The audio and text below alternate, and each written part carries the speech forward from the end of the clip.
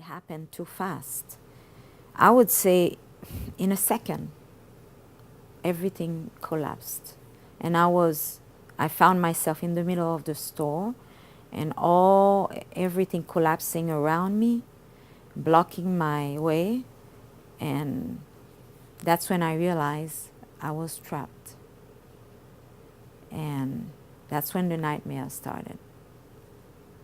The only part of the building that wasn't collapsed, that we have a good access, was from the basement.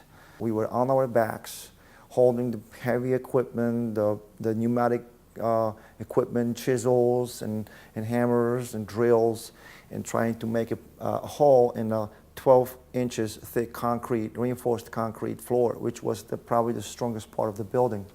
I was trapped and there was no way to move, nothing, the two pieces of steel, one on my right side, one on my left side, kept me, closed in, and I couldn't do anything. I was just trapped. Fortunately, nothing hit me, just I couldn't move. Normal life, we secure the power, but over there, we couldn't secure the power. We didn't know where the power supply is coming from. There was no power in the building, but I don't know for sure. So I had to cut the wire, risking that if I cut it, I'm gonna get shocked with the electricity. But there was no other, I couldn't check it. So you know what? I took the chance and I cut the wires. Luckily, it was dead. And every time I heard a noise, I said, there was a man called Lamy. He gave me my name. I gave him his name. He gave me his name, and I gave him my name. And we were communicating. Mireille, what do you hear? Do you hear something? I said, yeah, I think I hear they are digging out. We were giving each other strength like that, and then praying at the same time. Alternately, we were praying, we were talking, and that's how we could hold on. I wish I can do something to make this a little bit faster, or whether help the guys underneath, because there is so much debris, so much rubble, and the merchandise from the store, that it was all piled up. And I know that once they go through the concrete, there's still so much debris that they have to clean it up, and then I'll be able to see with the camera, because there's other stuff in there.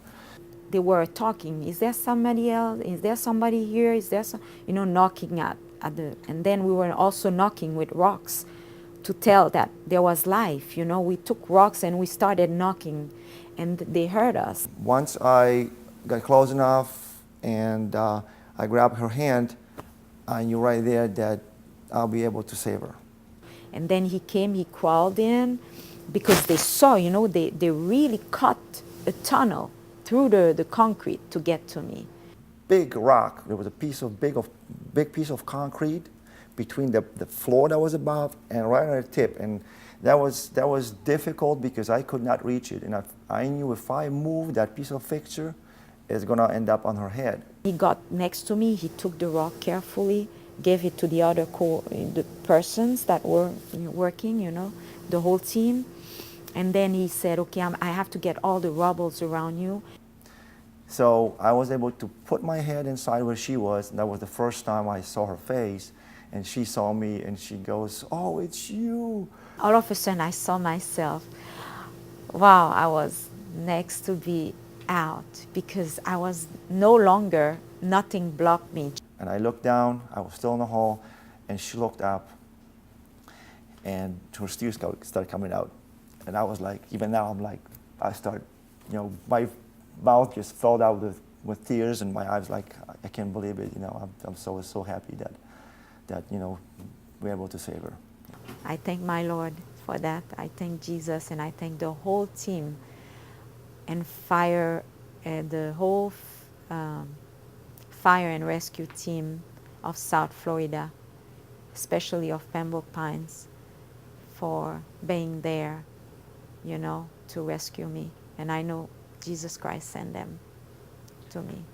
I think two guys on a team, they're like, well, she's a neighbor. I mean, I live in the same neighborhood, in the same development, So we are like, it was like, it started to be a really big deal.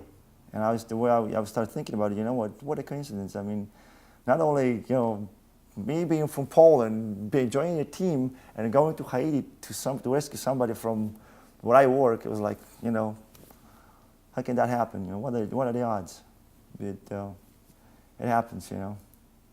I guess it's meant to be.